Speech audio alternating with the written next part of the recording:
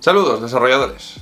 Hoy vamos a hablar sobre la especialización en el mundo del desarrollo, porque seguro que muchos de vosotros pensáis que ser desarrollador es ponerse a programar y programar y programar. Y no, hay muchos roles o muchos distintos tipos de funciones que tenemos que cumplir para que un proyecto vaya bien. Están evidentemente los programadores, pero luego también hay una parte más analítica, más de analizar funcionalidades, analizar problemas y dar soluciones, otra parte más de gestión, que va más de planificar el proyecto, y luego tenemos una parte técnica que se encarga de dar la respuesta a cómo hay que hacer las cosas.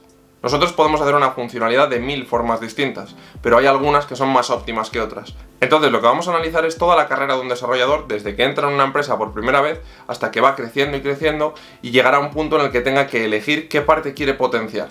Vamos a ver qué requisitos tienes para cada puesto, qué funciones se desempeñan en cada puesto y cómo podemos progresar al siguiente nivel. Y vamos a ver que la experiencia no es un factor tan determinante en la informática como puede ser en otros sitios, donde tienes que pasar una serie de años para poder avanzar al siguiente nivel, sino que esto viene determinado sobre todo por los conocimientos que tengas. Bien, el primer paso que tenemos que dar cuando entremos en una empresa es ser programadores. Esto es un paso fundamental, o sea, prácticamente el 99% de la gente que entra en una empresa entra como programador. ¿Y cuál es el trabajo de un programador? ¿Cuáles son las funciones? Pues básicamente tú como programador recibes una serie de instrucciones muy concretas y te dedicas a ejecutarlas y generar un resultado. Es decir, te indican que tienes que hacer una pantalla con estas características, tienes que aplicar esto, tienes que utilizar estas librerías, o sea, te dan todo muy marcado y tú simplemente lo ejecutas. Sería un poco el símil con un albañil en la construcción. O sea, simplemente te dicen, haz esa pared, que lo quiero que lo hagas con este tipo de ladrillos, quiero que lo hagas así, quiero que lo hagas de esta manera, con este cemento, con esto, y tú simplemente repites las instrucciones que te han dado y te dedicas a crear ese resultado que otras personas han analizado por ti. Como os podréis imaginar, en esta fase la mayor parte de vuestro trabajo consiste en picar código. Picar código además que suele ser bastante repetitivo, porque como nos solemos especializar en algo, nos suelen mandar constantemente las mismas funciones y acabamos un poquito saturados de hacer siempre lo mismo. Por lo menos esa es mi impresión. Entonces el objetivo que tenéis que tener en esta fase es aprender al máximo posible. Y coger ese guión que os dan e intentar ser un poco creativos con las cosas. Un poco. O sea, intentar ver cómo podéis mejorar lo que os han pasado, intentar ver si lo podéis proponer algo mejor. Y sé que esto probablemente al principio haga que exploten muchas cosas, pero es lo que hay. Pegándote con las cosas como se aprende. Si te dedicas a seguir el guión punto por punto y nunca innovas, nunca haces nada nuevo, pues no vas a aprender nada nuevo, básicamente. Te vas a centrar en repetir y repetir y repetir. Hay mucha gente que se queda estancado en esta fase, que se queda siendo programador toda la vida. Se pasa no sé cuánto tiempo recibiendo instrucciones y venga, ¡pum! Y te terminas convirtiendo en una máquina, realmente. Te terminas convirtiendo casi en una cadena. Con el tiempo y con esta formación que iremos adquiriendo y esta experiencia, llegaremos a ser analistas programadores. ¿Y esto qué es? Esta mezcla extraña entre analista y programador. Pues básicamente es un programador normal al que ya no le dan esas instrucciones tan medidas. Ya no le dan esas cosas tan concretas, tienes que hacer esto con esta tecnología, sino que a lo mejor le dan funcionalidades, digamos que analizadas por encima. Es decir, él ya sabe, con lo que le dan, ya sabe transformarlo a esas instrucciones concretas. En un programador, por ejemplo, te dicen, crea una pantalla de login con estos estilos, estas historias, utiliza este método de autenticación, crea estas funciones, crea estos métodos, etc. Y ya lo haces. A un analista simplemente le dicen, pues crea una pantalla de login que haga esto, esto y esto. Y ya él es capaz de analizar esa situación y transformarlo a código. O sea, no sé si me explico. Ya es capaz de estructurar ese código, ya va teniendo aptitudes en cuestión de código limpio, de hacer las cosas estructuradas, de cuando ve excesivas cosas que se repiten, pues siempre modularizar el código. O sea, un poquito esas aptitudes que te van marcando como un mejor profesional de lo que ya eras antes. Pero en esta fase, esta fase se suele confundir, por lo menos en España, con el analista. El analista programador analiza lo que le toca hacer a él y analiza lo que le toca implementar a él, pero no analiza el trabajo de los demás. Si un analista programador se dedica a analizar el trabajo de los demás, mal vamos. Gente que no es un analista puro como tal y se dedica a mandar a todos los demás y él ser programador también. Y como no tiene las capacidades suficientes para ser analista y se dedica a serlo, pues prepara unos ciscos en los proyectos que es que no hay quien se los coma. Bien, y si hemos dicho que hasta analista programador la mayor parte del tiempo o la mayor parte de lo que necesitáis es la experiencia, aquí es donde terminan las cosas. O sea, casi todos pasamos por programador y luego analista programador, pero aquí es donde tenemos que decidir qué es lo que queremos ser. Aquí es donde nuestra carrera se bifurca y nos surgen varias opciones. Para todas ellas, para todas las opciones que necesitáis, hay que formarse. Hay que formarse, esto es algo que la gente no entiende. Si no te formas, no puedes avanzar. Hay gente que se piensa que por estar 38 años siendo analista programador, te vas a convertir en analista así porque sí, sin haber estudiado ni un solo libro. No. O sea, si estás 38 años siendo analista programador, vas a ser un analista programador con 38 años de experiencia, pero no vas a ser ni un analista, ni un arquitecto, ni nada. vas a seguir siendo lo mismo, porque si no te formas, si no adquieres esos conocimientos, es que no vas a avanzar. Hay cosas que sí y cosas que no. La experiencia te da unas cosas, pero hay otras que no, que tienes que aprenderlas estudiando. Y es algo que tenemos que entender. Me parece que es algo de cajón, pero bueno, como lo veo a diario y como siempre lo he visto, pues creo que no está de más decirlo. En este vídeo no quiero entrar muy al detalle con la parte de gestión porque creo que es bastante complicada toda esta parte de planificación y demás, así que prefiero dejarlo para otro vídeo, que haremos más adelante, así que si no os lo queréis perder, suscribíos al canal. Y vamos a centrarnos en la parte de análisis y en la parte técnica. Lo primero, el analista. El analista es aquella persona que se dedica a resolver problemas, a analizar el problema y dar una solución. En el mundo del software no nos dedicamos a crear aplicaciones o a hacer desarrollos porque sí, para que nuestro cliente esté contento, sino para solucionar problemas. Y muchas veces los clientes no saben cómo solucionar el problema. O sea, te plantean que quieren una aplicación que más o menos haga esto, pero tiene que haber una persona que defina cuáles son las necesidades, cuáles son los requisitos de la aplicación, que esto ya lo hemos hablado en algún vídeo anterior, y cómo vamos a dar respuesta a esos requisitos.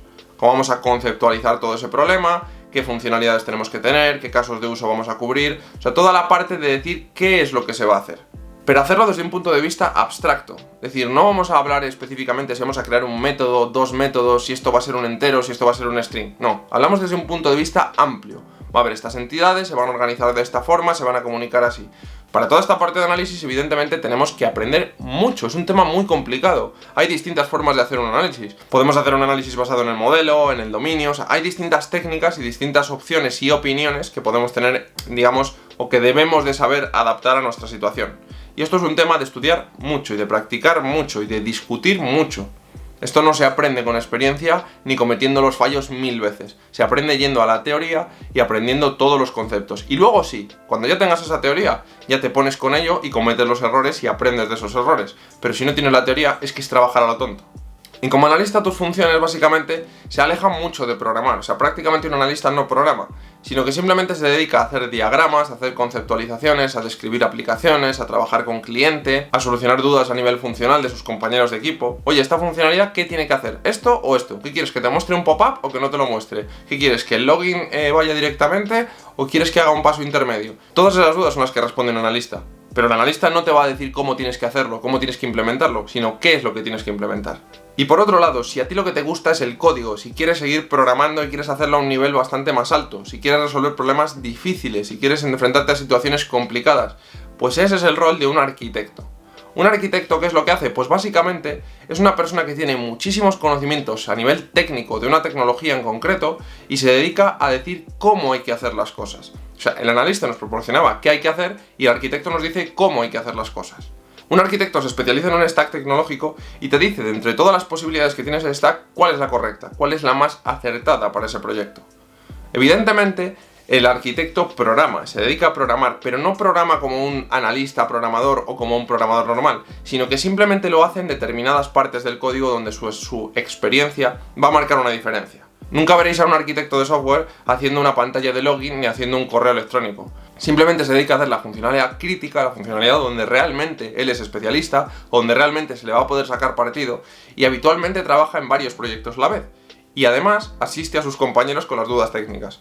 Cuando un programador o un analista programador viene y le dice, oye, no sé cómo hacer esto, el arquitecto normalmente es el que le indica, pues mira, tienes que utilizar esta librería, tienes que utilizar esta técnica, tienes que crear esta función, o sea, asesorar a sus compañeros y también a ese analista. Cuando va a plantear una funcionalidad, le dice, oye, esto es viable, esto es posible hacerlo con la tecnología que tenemos, esta funcionalidad realmente nos entra dentro de nuestro presupuesto, ¿se lo podemos ofrecer al cliente o no? Sí, o sea, es un poco la coordinación que tienen que tener entre estos dos roles. Y entonces la pregunta del millón, ¿qué es mejor, ser analista o ser arquitecto? Pues la respuesta básicamente es que depende de lo que te guste. Cobrar se cobra muy bien en ambos casos. Si eres un experto analista que coges un problema y das la solución perfecta, pues evidentemente te van a pagar unos sueldos y no hablamos ni de 20, ni de 30, ni de 40.000 euros al año. Hablamos de mucho más. O sea, hay analistas funcionales en condiciones que cobran millones.